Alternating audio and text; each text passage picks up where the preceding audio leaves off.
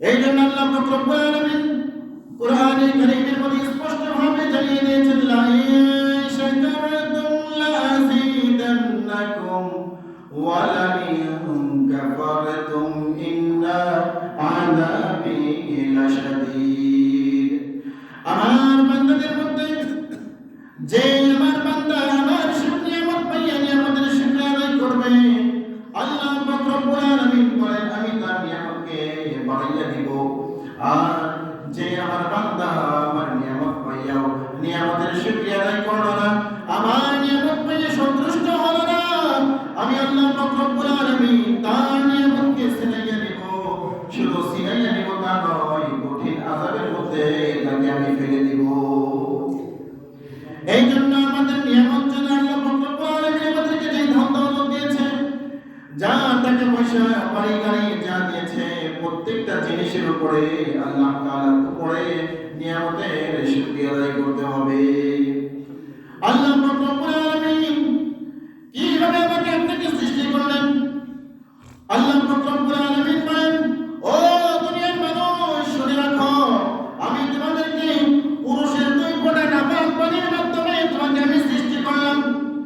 পুরুষের দুই ফোঁটা নাপাক পানির মাধ্যমে তোমাকে সৃষ্টি করে আদম জাতি করে দুনিয়ার জমিনে পাঠাইলাম।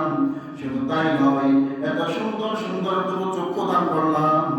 যেই চক্ষু যদি আমি তোমাকে দান না করতাম, আমি আল্লাহ পাক রব্বুল আলামিন এই দুনিয়াটা কত সুন্দর করে সাজিয়েছি, সৃষ্টি করেছি, আমার এই নিয়ামত তুমি তোমার চক্ষু না দিলে দেখতে পারতা না। শুধু তাই নয়, তোমাকে আমি এত সুন্দর করে দুটি হাত দান করলাম, এই হাতের মধ্যে আমার পাঁচটা আঙ্গুল দিয়ে দিলাম। শুধু তাই নয়, এই হাতের মধ্যে প্রত্যেকটা আঙ্গুলের শিরায় শিরায় রগ আমি সেট করে দিলাম, যেন তুমি হাত নাড়াচাড়া করতে পারো, কোনো অসুবিধা না হয়। শুধু তাই নয়, ও আমার দুনিয়ার মানুষরা শুনে রাখো, আমি তোমাদেরকে এত সুন্দর করে দুটি গান দিলাম, যাতে তুমি শুনতে পারো কে কি বলে, শুনতে পারো আমার দিনের কথাগুলো শুনতে পারো, কোরআন শুনতে পারো।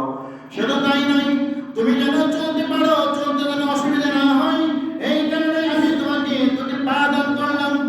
তারপরে তোমাকে এত বড় বড় নিয়ামত দান করলাম, এই এত বড় বড় নিয়ামত পাওয়ার পরে তুমি আমার নিয়ামতের শুকরিয়া আদায় করলা না।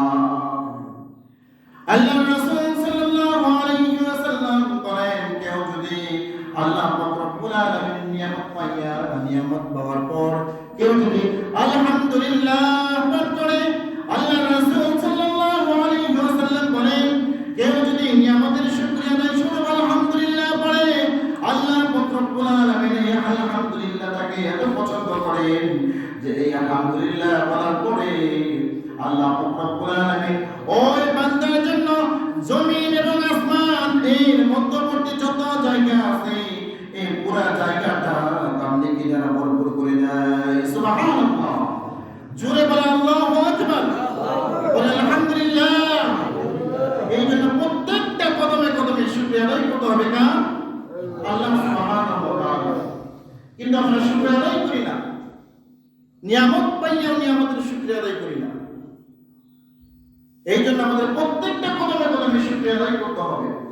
এই যে আমাদেরকে আল্লাহ সুবহানাহু ওয়া তাআলা নিয়ামত দান করতেন, নিয়ামত না দিতেন, আজকে জমার দিন, এই পবিত্র একটি দিন, পবিত্র দিন শুধু তাই নয়, পবিত্র একটি মাস, এই পবিত্র একটি মাসের পবিত্র একটি দিনে আমরা হেঁটে হেঁটে আল্লাহর ঘর মসজিদে আসতে পারতাম না। এই জন্য আল্লাহ তাআলা শুকরিয়া আদায় করা উচিত, কিন্তু আমরা শুকরিয়া আদায় করি না।